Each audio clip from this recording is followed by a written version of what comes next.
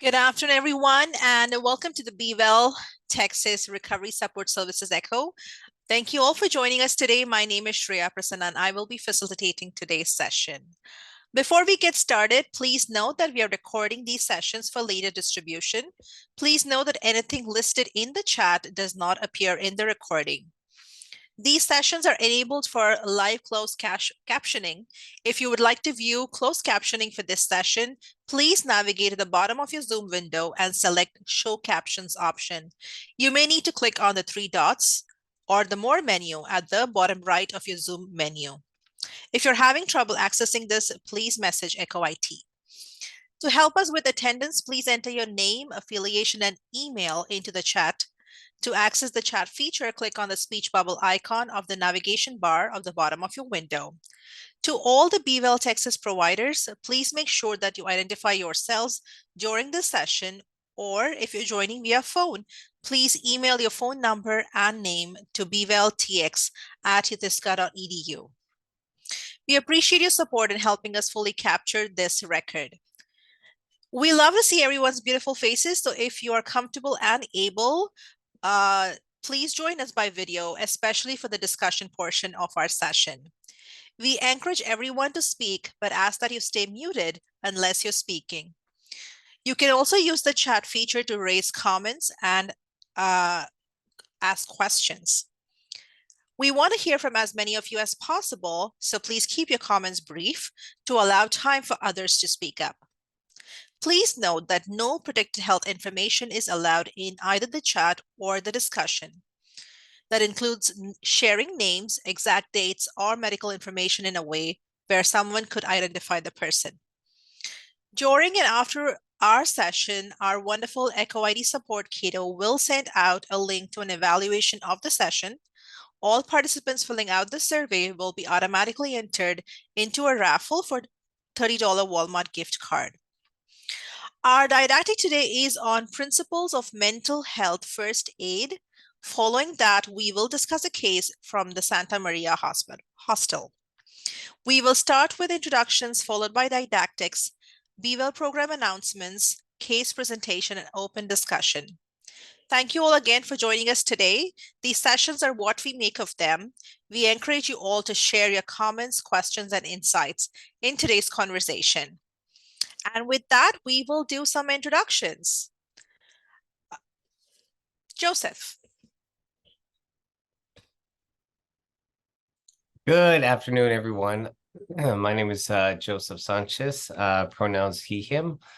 I'm subject matter expert with the Hub, and I'm the director of programs with Faces and Voices of Recovery. Thank you so much for joining us. Richard. Hi, good afternoon now, everyone. Richard Hamner, Recovery Support Services Program Manager here at Bevel, Texas, and Hub member in person with lived and living experience in recovery. Thank you so much for joining us. Karen Coleman. Yes, hi, my name is Karen Coleman. I am a mental health first aid instructor here in Bexar County. Thank you. Thank you so much for joining us today. Tiffany. Good afternoon. My name is Tiffany Lewis. I am a recovery and mental health peer support specialist, also an LCDCI, coming out of Santa Maria, where I am over the MAT and MAR population there. So thank you. Thank you for joining us today. Andrea Hebler. Hello, everyone. My name is Andrea Hebler, and I am the program coordinator for the ECHO series. Welcome, everybody.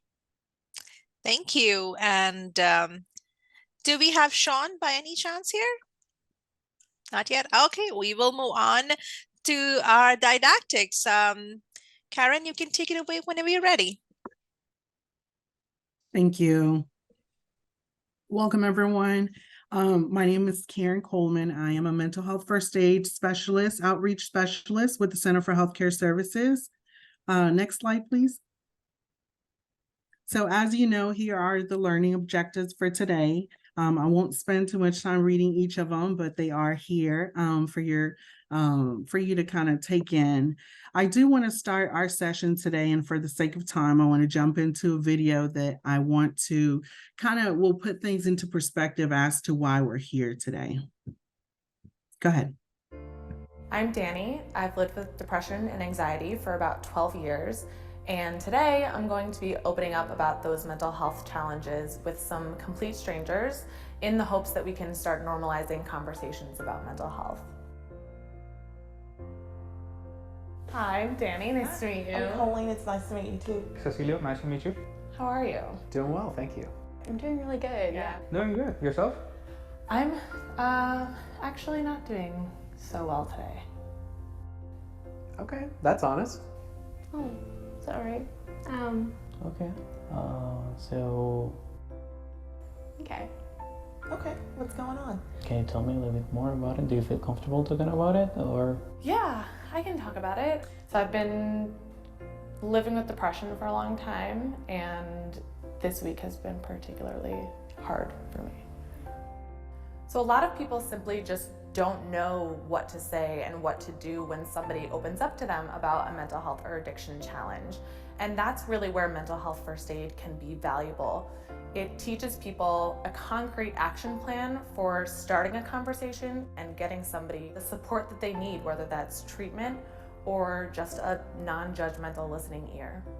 So was it a little unexpected when I responded that I wasn't doing well, us being complete strangers until this moment? I'll be honest, it caught me off guard. You just expect the automatic response of, how are you doing? I'm good. When you first meet someone, here there's like a huge distance. I always feel like, how can I help someone else? So, and I know it's hard because you just want to be like, oh, sorry, okay, let me run, And I don't think people do it because they're inconsiderate. I think it's because they honestly just don't know what to say. Have you talked to anyone about this?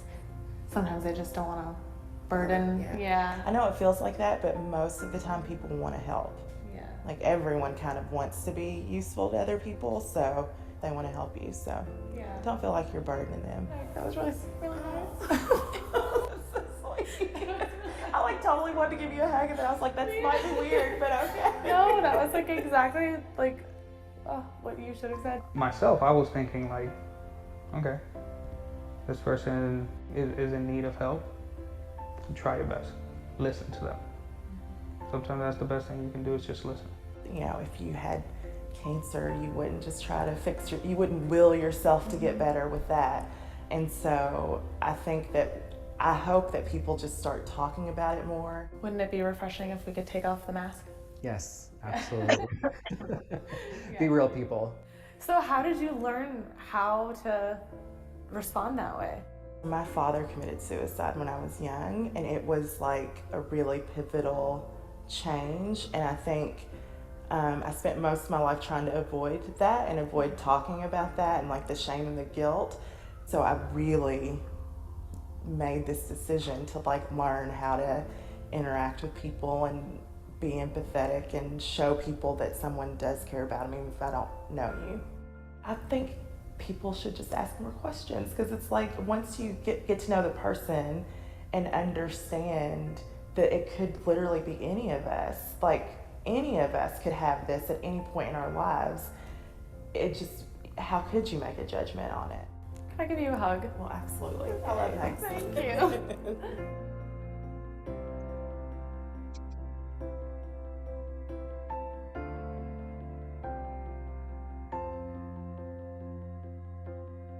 All right. So for many of us, that is our reality. We avoid having this difficult conversation because we don't generally know how to navigate. What do you say when somebody tells you that they're not having a good day or that they're not okay? And that's what really mental health first aid is all about. And we want to make sure that we identify that mental health is a state of well-being. It's our ability to, of course, be able to manage and cope with everyday stressors, to be a productive, member of society, and of course, contribute to the community. Next slide. Mental health challenge. A mental health challenge truly is an umbrella term that we use to not just talk about, so if you're ever stuck in a situation where you don't really know what to call it, what to say, you want to use that mental health challenge, because it's going to involve anyone who's dealing with maybe early signs and symptoms, sometimes worsening signs and symptoms, somebody who may be in a crisis situation, or somebody who has been diagnosed with a certain disorder. So we use that umbrella term as a mental health challenge. I always say a mental health challenge is when you have a disruption and you're not able to, live a healthy lifestyle, live, learn, laugh, and of course, love. If you have a disruption to any of those things, then more than likely you're dealing with a mental health challenge. Next slide, please. So I want to get you to start thinking about how you approach someone when it's a physical illness, right? If you see somebody with, say, a broken arm, it's easy to offer that support and say, hey, I can get this door for you, or do you need help with the bags? But when it's dealing with a mental health challenge, is a little bit harder. For some of us, we don't offer that support. And when you're dealing with somebody in the workplace, it looks very different than when it does somebody maybe in our personal life. I always think that we tend to be a little bit more harsh and maybe a little bit more direct when it's a loved one, because we don't want to see them in that space, right? We want to just get them over that hump. And we tend to be a little bit more direct and sometimes a little harsh when it comes to offering that support. So think about what this looks like maybe in your workplace. How do how do we talk about mental health? Is it acceptable? Are people scared to say, hey, I need a mental health day, or I just need I need to do some self-care today? What does that look like? Next slide, please. So we often say 1 in 5 Americans have a mental health challenge, but truly 1 in 5, we're talking about 1 in 5 that have actually been identified. There is plenty of people in our room, in our circles, that are still dealing in silence because they haven't gotten the support that they need. So technically that 1 in 5 might be a little bit higher. So anytime you walk into a room, count off how many people are in that room and just be mindful that there's plenty of people in that room suffering in silence, or maybe not getting the support that they need. Next slide, please. So the impact of mental health first aid training is, one, it definitely reduces the stigma that's associated with mental challenges. It increases the employees, mental health and substance use literacy, because we're able to learn a different language. You're able to feel comfortable about how to address that conversation. It increases the likelihood that employees will reach out to someone who may be facing a mental health challenge, because again, if we don't know how to have that conversation, we tend to avoid, confronting what may be. So this definitely will help in people getting the help that they need right away. And of course, it teaches employees how to connect to a distressed person with appropriate resources. We often teach what resources are available, not just on a local level, but also on a national level as well. Next slide. So what mental health first aid is, mental health first aid is a public education program that teaches you how to recognize and respond to mental health challenges. The program actually originated in Australia and was brought to the US in around 2000 with the partnership with the National Council for Mental Health Wellbeing and a couple of states. The program originated from Australia. So it is now available in different languages. It's offered in over 25 countries across the globe. Some of the topics that, of course, we cover during the training is those risk factors and warning signs of mental health challenges. We give a general overview of some of the most common disorders, which are depression, anxiety, trauma, psychosis, and of course, substance use. You'll learn a 5-step action plan, which you'll see here shortly. And of course, we make sure that everybody leaves out with the resources that are needed to connect someone in case somebody needs help. So it is similar to the standard CPR first aid course. We're not teaching you how to diagnose. We're basically teaching you to help someone until they get the resources that they need. Next slide. So when we talk about signs and symptoms, one of the things that we focus on during mental health first aid training is making sure that you form relationships with the people that you're trying to help. It's important for us to kind of have a baseline and for you to understand what's typical for that person and what's not typical. So for example, if we have someone in the workplace that, is often, coming into meetings and they're always early to all the meetings, and then all of a sudden they start becoming, you start seeing that they're becoming late or that they're not necessarily answering all the questions when they're asked. Maybe you ask them a question and they're like, wait, what'd you ask me? These are also signs and symptoms. And although we have the general list of what signs and symptoms generally look like, they might look very different depending on the organization.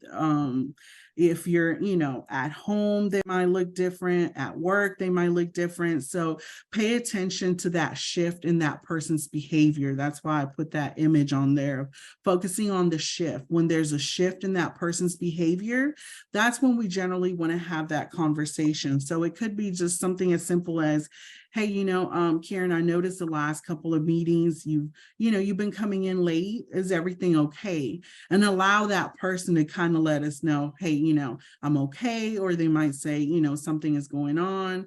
Or they might just say, hey, I'm having car problems and I'm having to Uber to work. So I'm running a little bit behind recently. And whatever it is that they tell you, you want to, of course, believe them. So, of course, focus on that shift in that person's behavior instead of looking for, these typical signs and symptoms. Next slide. So here is the 5-step action plan that we learned during mental health first aid training. It is called ALGE. So ALGE are the letters that for each of the words, the acronym. One of the things that you'll notice is that assess is centered in the middle. Assess is the one step that you're always going to continuously be doing. You're assessing whether or not that individual is in a crisis situation or not in crisis. So you're always assessing when someone comes to you for help. The big A is going to be, of course, the approach. The L is listen non-judgmentally. The G is give reassurance and information. The first E is encourage appropriate professional help. And then the second E is encourage self-help and other support strategies. So when you go through the training, we basically dissect each of these steps. We do different activities. It's very interactive. So you're able to kind of get the do's and don'ts of each of these steps as you go through the training. Next slide. So when we talk about mental health stigma, we want to make sure that we are using the appropriate language. We want to make sure that everyone is mindful of the everyday language that we use. So we focus on using person first language. And what that means is that you're putting an emphasis on that person first instead of whatever challenges, whatever disorder they may have. So you may say things like a person living with schizophrenia. And I know most of us have kind of heard, he's schizophrenic or she's schizophrenic. You want to say a person living with schizophrenia. You would say a person without housing instead of somebody saying, he's homeless, she's homeless. And really now we're getting away from that housing. So you may hear people say a person in transition. We might use a person diagnosed with bipolar disorder. The other things that we want to be very mindful in educating everyone is making sure that we're not using, diagnosis in different ways. So we've all kind of heard the terms when people say, Texas weather is so bipolar. And although we all know what we mean by that, but if I have been diagnosed with bipolar, it's not funny, so we want to make sure that we're educating people on those terms. And we want to use those terms that are not stigmatizing. And then I think there's one more, person who uses drugs instead of saying a drug addict. So we want to make sure that we educate people on the right terms to use and what that with that language, being mindful of the things that we post on social media when we say jokes around the hallway or in a group setting, because you truly never know who's listening. So if there's somebody in the workplace that needs some support, if you're cracking a joke about, mental health, they're not going to feel comfortable in wanting to have that conversation with you. Next slide. The other huge component that we focus on in mental health first aid is making sure that we do and we practice self-care. We make sure that everyone that attends the training creates a self-care action plan. And of course, self-care, like it says, is the practice of taking action to preserve or improve one's own health. We often say you can't pour from an empty cup. So if you're not taking care of yourself, you really can't be useful to anyone else. So we want to make sure that we emphasize the importance and how critical it is for us to take care of ourselves so we can take care of other people. So SAMHSA provides us these 8 dimensions of wellness, and basically there is some form of self-care activities that we could do for each of these.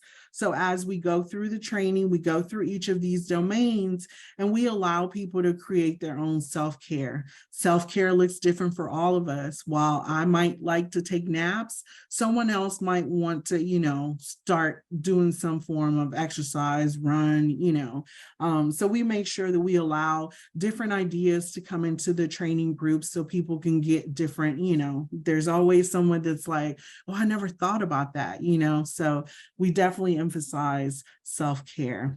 Next slide. The other component is, again, making sure that we connect you to those local resources.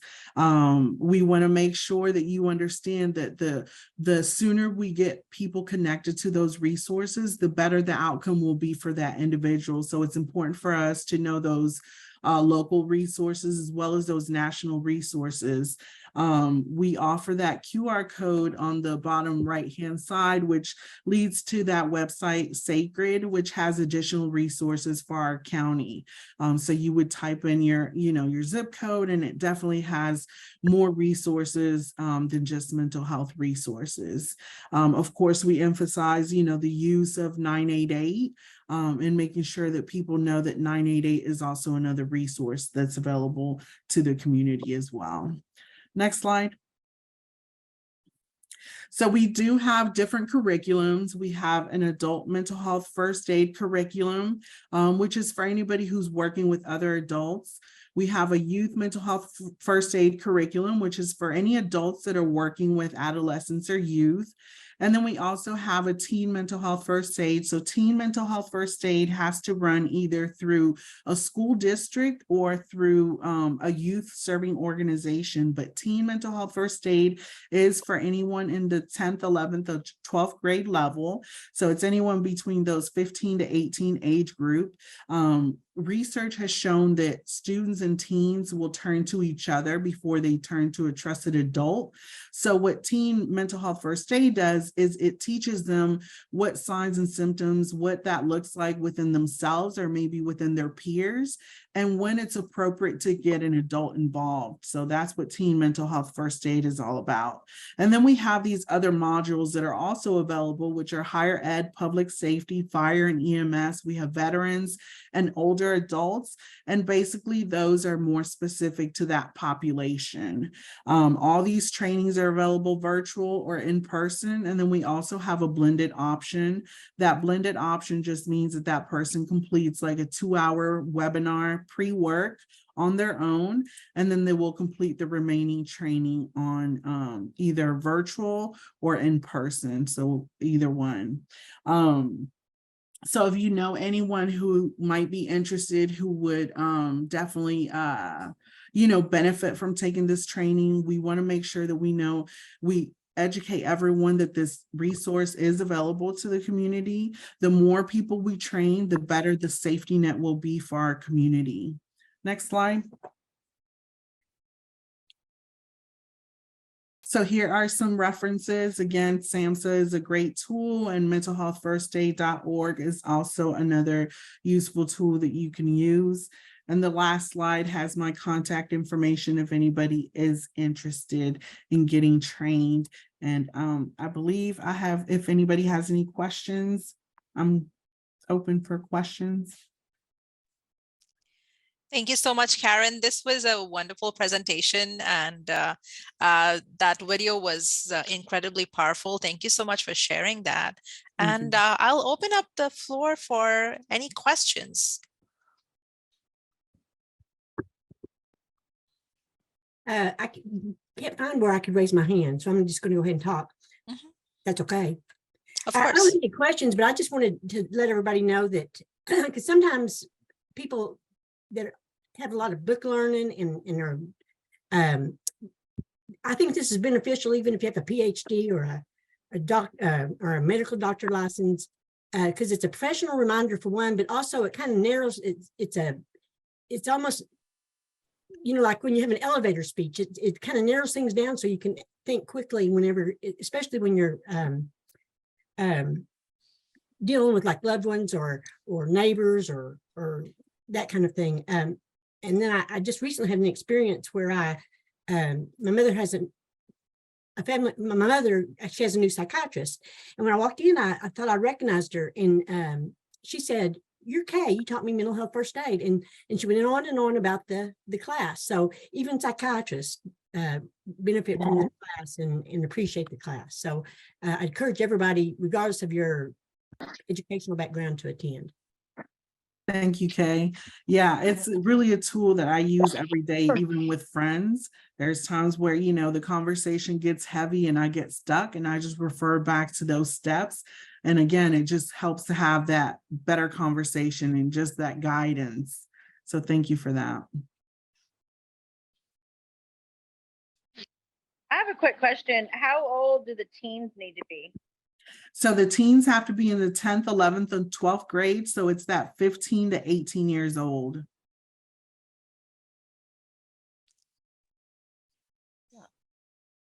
Can I follow up with why they would, like, do you guys have a curriculum for younger students? Because I mean, like, I know I personally was hospitalized first time when I was 12. So have you thought about maybe gearing it a little bit younger? So they are currently working, yes, in that school age, the early age, but the curriculum is not ready yet, but they're in the process of creating one. Yeah.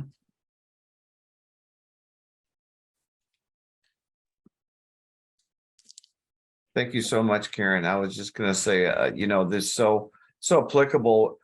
We talk about this usually through work and those types of things, but this is 24/7. Once you have this training, you take it with you in all aspects of your life, and it's just a wonderful tool to have. Thank you so much. Thank you. Thank you. This was a wonderful discussion, and we'll keep the chat going on with any more comments on this. We'll move on to the next part of our session. Kato, if you could please share the announcements. Thank you so much. The Center for Substance Use Training and Telementoring, CSTAT, provides high-quality education and best practices for responding to substance use.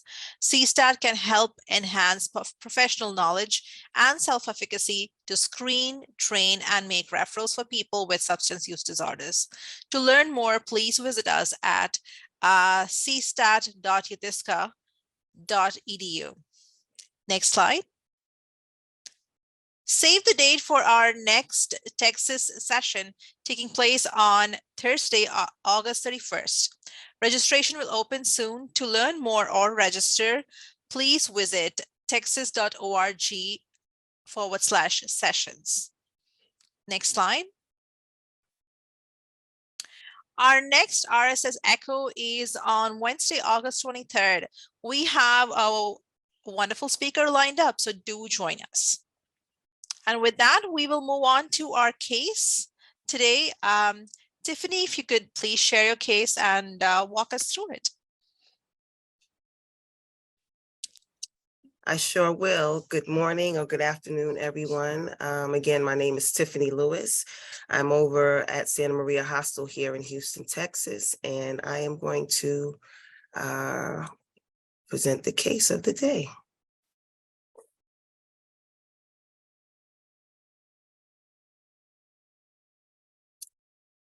Okay, let's see. How do I get this little screen off of here? There we go.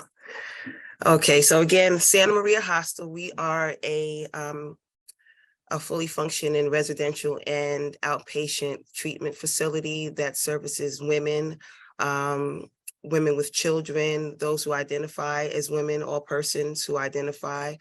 And the age of my participant is 34 years old. She's a Caucasian woman. She is a mother of 3 children under 5 years old. Success for her would look like supportive housing for not only herself and her children, but also with further substance use support or treatment, as she had expressed that a 90-day program is not enough for her. And so she would like extended support in that area.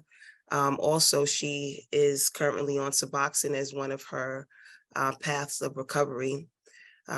She wants to maintain abstinence. She sees that as a way that's best for her. Also, she mentioned wanting therapy, specifically CBT, and she wants to stay connected to community organizations that are centered in recovery. Some of her obstacles is she has a long use of not only opioid use disorder, but also cocaine use disorder. She has a lot of periods of reoccurrences that she mentioned. Initially, when I wrote this, she was not with her children fully, but since then she's unified with her children at the treatment center. She has a history of not being homed or housed, unemployed, and also personal transportation. She doesn't have a car. She is in Houston, Texas, which is very difficult to get around here if you do not have your own transportation. Also, financial resources for herself and her 3 children, and she's dealing with an open CPS case. However, with that CPS case, when she completes treatment and transitions, her CPS case will be closed. So in sitting down with her, and I also have to say that I am a woman with lived experience, so you'll hear me refer to usually as a peer.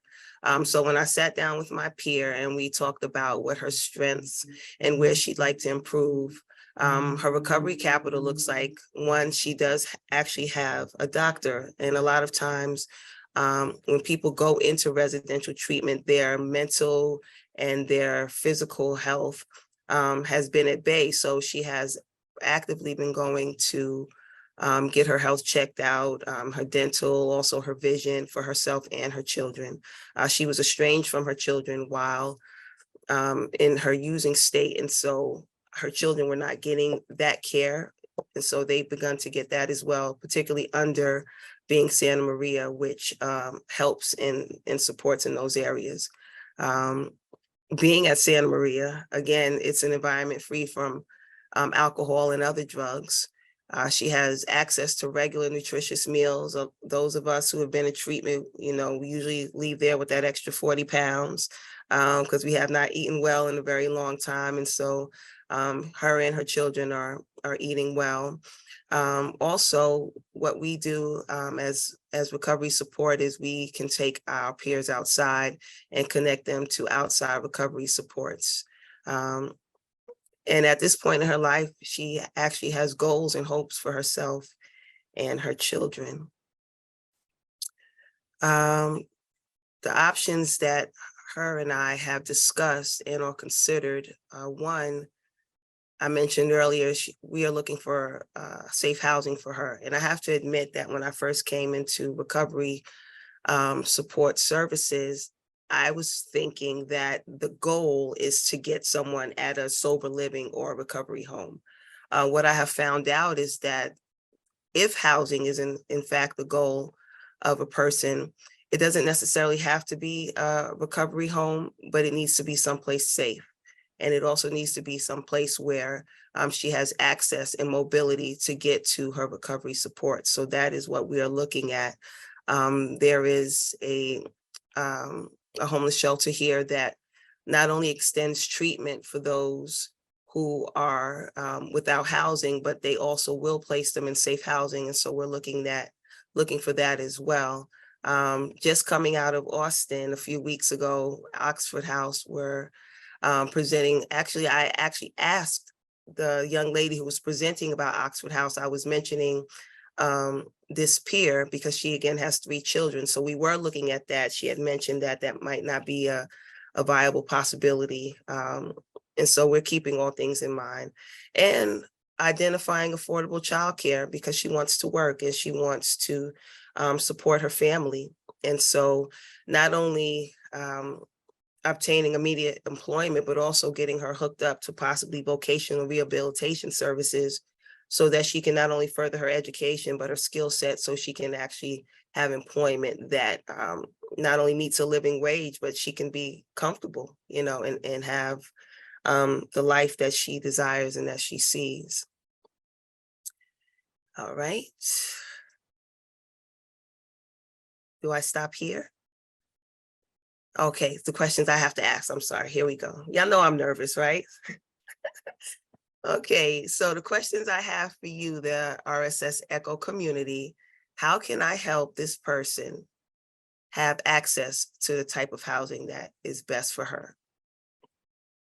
And secondly, how can housing be used as a way to support that person on her recovery process? So I believe this is where I open it up, right? Thank you so much, Tiffany. And yeah, thank you for sharing the case. And I'll open up the floor for any questions or comments.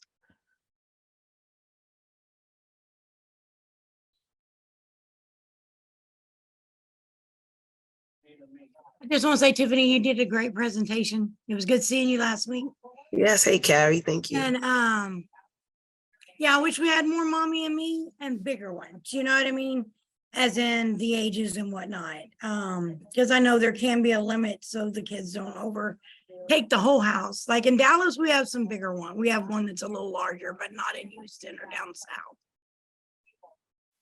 Well, I actually presented the idea to her of possibly going outside of Houston. And of course, she'd like to stay as close as possible because that's where she's from. But I did, you know, present that as an idea to her. Well, I'll email you some of the stuff out of Dallas because at least if she did come to Dallas area, we have Nexus where she could get, it's the other women and women with children treatment center, but they have RSPS, they're real hands-on, so that there are options where that is also located more like y'all. And how many children did you say she had, 2 or 3? 3 children under 5. Ooh. So with her having 3 children, I know specifically we have 1 room designated here for women and children, and we have a woman with her 3 kids. And that is the only room in the house that we have women and children in. So that could be an option. If she's interested in that, I can shoot you my information too. Yes, where are you actually? We're in San Antonio. Okay, your organization, I'm sorry. We're Deborah's House. We're affiliated with Corazon San Antonio. Okay. Great, and our woman with children will be moving out within the next 2 weeks, so that room will be coming available. As far as that, I know VOA, all of our other options for women and children either cut off at 2 children. They have to be under the ages of 12. They're long-term programs. And then we also have a shelter program here called Strong Foundation that accepts like full families. And they're, I think, a 7-month program, and they all live in the same room. That's a pretty good option too. I don't know if in your area what all, like in Dallas, Salvation Army does a lot of different programs because like they have the women's side, the county program. So I don't know if y'all's does that or not in Houston, where they're kind of like what she's talking about. It's a shelter program, but they have it's a part for women with children where the whole family could come in. I don't know if y'all's does, but I know like in Dallas, at one of ours, we do. We do have something here called the Star of Hope. It wasn't certain if she could go in being on MAR. And so that's what we're looking into. It is Suboxone, so perhaps she can go if she had to dose every day with methadone. That might have been something else. I see what you have there, Brett. I'm gonna look into that as well. Thank you. Thank you. Pastor Deb, you had your hand raised.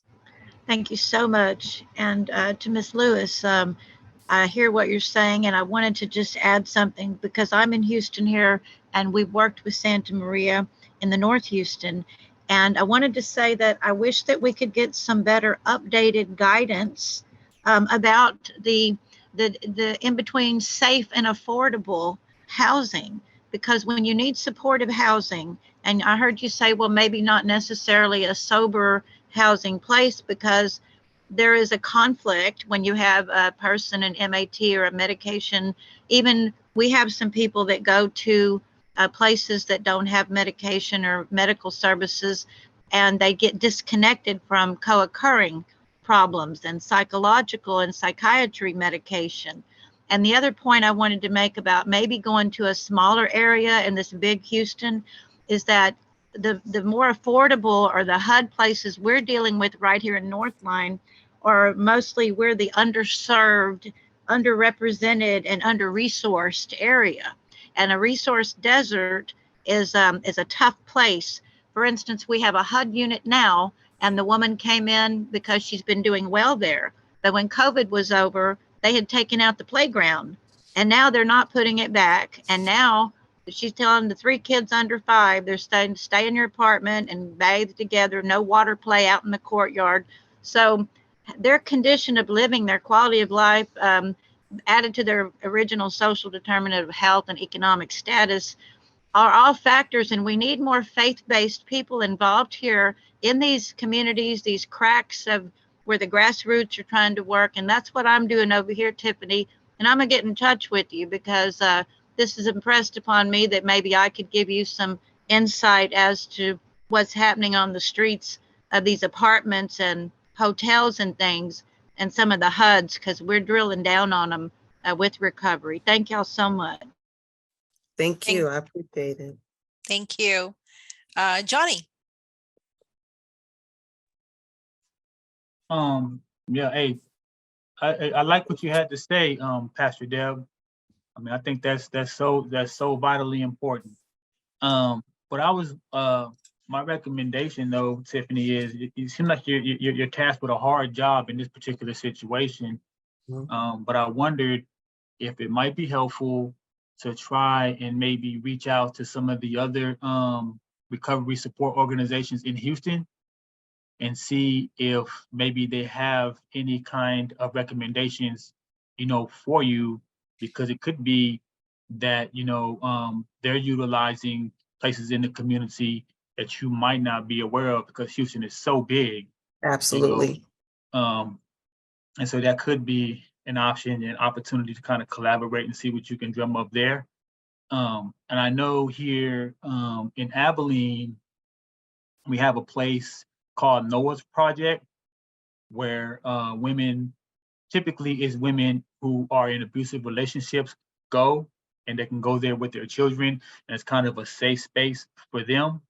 And I'm just kind of wondering maybe if there is something similar, maybe in Houston, like a women's shelter. Maybe it's not recovery focused, but it is a shelter and a safe place that may provide her with the opportunities that she needs to be, to get well, nurture her children, and figure out some next steps. Okay, I wrote that down. Thank you, Johnny. Thank you. Lindsay. Thank you so Yeah, much. so I only mentioned it because you said that she came from Austin. Is there any like interest, or would she be open to maybe going back to this area? Oh no, she didn't come from Austin. I was saying I Okay. saw a lot of you in Okay, Austin. yeah. So yeah, that's and Yeah. it's not exactly in Austin, but there are some programs here. Like we have in Round Rock, which is just outside of Austin. Okay. It's a suburb. We have a program called Starry, and it's not recovery based. It is just for women and children, but they actually offer housing for women and children. And that can really, they'll help her with, with the housing, and it's on site. And I actually stayed there when I was young. It's a great campus. Okay. It's a great program. and they will help her with like paying for housing, getting a job and setting that up. And then, you know, there's a lot of support in Austin for recovery services. So it's not necessarily joined together, but it is a good program. And I'll put the thing in the chat, the website in the chat. There's also in Georgetown, they have how old is the youngest one? Do you know? 1, I believe. Okay, so yeah, she would also be able to, they have a maternity home for pregnant and recently postpartum women and their families who can come and like get help again with housing and things in job preparement. I'm not, so I like to, in my hopeful mind, think that it wouldn't matter that she's on Suboxone, right? Because that's medication that you're getting prescribed by a doctor. Not always the case, obviously.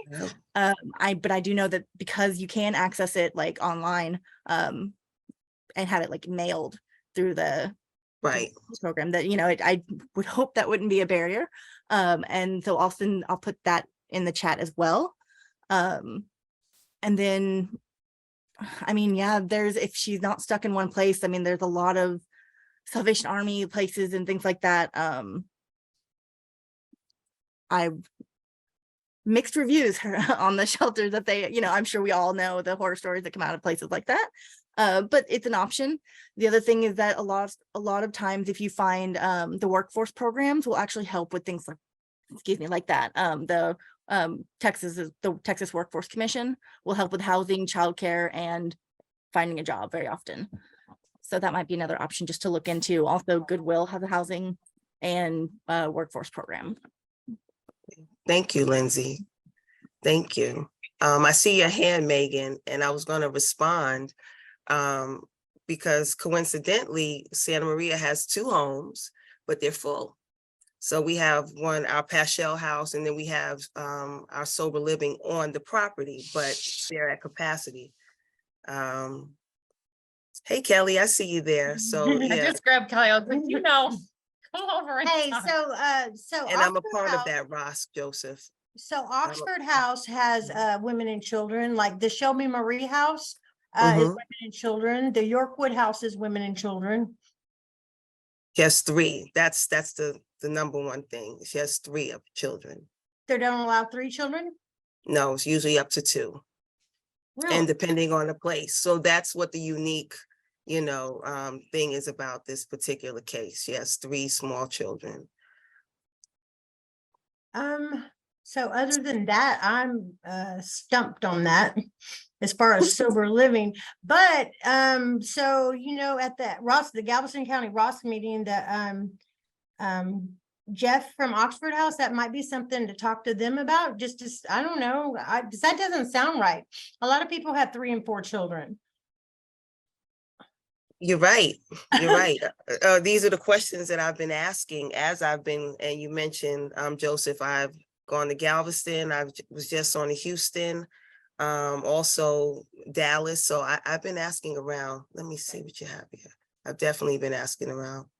I see what you have here, Mary. And hi, Mary. Nice to see you, other than email. Thank you. Hi, this is Richard. I was just going to chime in real quick.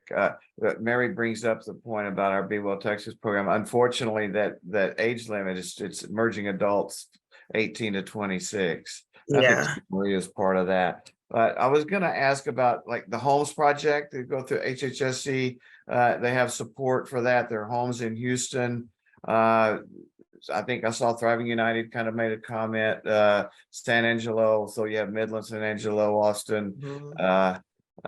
Houston, El Paso, I think, are some of those locations.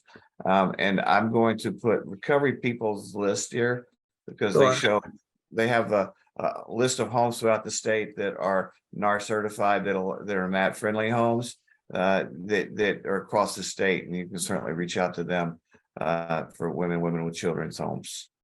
Thank you. And I would say great opportunity to advocate there with Star of Hope. It's a great facility program there. Yeah. So so great presentation. My heart's out to you with this lady. Thank you, everyone. That's a huge challenge. Yeah. Thank you. I'm committed though.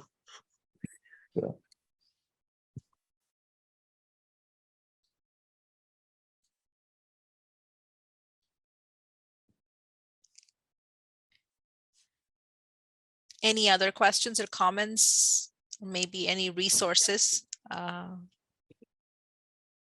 I was gonna list the House of Extra Measures for Houston, but when I was typing it out, I remembered that they're one of the homes that are through the UT Homes Project, but they don't allow children in their homes. Exactly. Of the UT Homes Project, only Midland and San Angelo allow children. Okay, because yes, the House of Extra Measures, which they have 2 homes here for women, and you're exactly right. And I have a lot of my peers that I have helped transition over there, but they don't take children in the homes. They can visit, but they can't actually live there. So we're gonna find something. Right. Well, we do have, our home does allow children, and we don't limit the numbers. And where are you? Where are you, Jen? Midland. Midland. Okay. I will look. Thank you. Thank you, everyone. Thank you. It was a great presentation. I appreciate it. Thank you. Tammy? Yeah, Tiffany, since you've been doing some research, I'm with Gulf Coast Center, so I'm down in, not too far from you, Angleton and stuff. But yes, I've got a lady with 6 kids, but we actually work with the man who's in jail, but she's getting evicted while he's in jail. Do you know of anything that you found while you're looking for her that might help this lady? Because like, she's not the one with, I guess, issues or whatever. She's not in recovery or anything, but because her husband's in jail and we're, doing Tito with him, they're being evicted because she can't afford, to rent, but she has 6 kids. We can't figure out any options. So that, if I would be the Star of Hope. Okay. Yeah, that would be the Star of Hope. And in order to get there, you have to like literally arrive about 6 in the morning, her and all of her children in tow, and wait for them to be called. And I have not heard of a limit for the amount of children. I've known people who've gone in there with 6, 7 children. Okay. And that's not far from Angleton, just an hour away. So if you can get her there, that would be helpful for her. Okay, thank you. It seems like a lot of the programs are for the person who's like, needing recovery and stuff like that. And she's kind of the casualty on the other side, I guess. All right, well, thank you. Thank you. Tiffany, I'm sorry. I just wanted to say, Pastor Deb, to the lady that was just talking, I'm sorry I didn't catch your name. We work with DePelchin, Mr. Josh Williams, and he's got a fatherhood initiative. And if you're working with the father, it's possible if I could put that in the chat, and I'll put that in there for Josh Williams, that you could reach out to him and get some resources. He works with Council on Recovery and other outer area for the Tri-County. So I'm going to put that in there for DePelchin. Okay. Thank you so much. Sorry I didn't catch your name. It's Tammy. Thank you. Thanks, Tammy.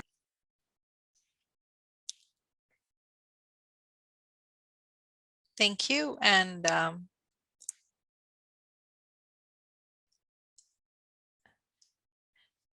Joseph, if you had any final comments, or if you could please summarize the case for us today. Sure, absolutely. So it's really awesome how we start off with our presentation with mental health first aid. And what we know a little bit about the history of mental health first aid, it wasn't really developed for folks that are in the field, in the professional field. They were developed for community members. So if somebody is experiencing or showing signs of a mental health challenge, they don't just cross the street to, walk the opposite way, but that they actually have something that they can practice to offer support. And that's community members. So that really ties us into some of these sometimes back-end resources that are gems that as peers, we get to be in the community and find some of those resources, because some of them are not formal, especially when it comes to ways to fund resources, just like housing. A lot of excellent resources. Some may apply, some may not. But I feel that a lot of folks have gotten some excellent resources just from the chat alone in this discussion. I think this is an opportunity of really getting into and tapping into the community and thinking outside the box. So we're looking at and hyper-focused on housing that is supportive of opioid use disorder with medication-assisted recovery and recovery support services. But what if we were to look outside the box and look for the resources that are just focused on housing? And housing for women and housing for women with children. And our role as peers could be to advocate for that medication support if that resource is like, whoa, whoa, whoa.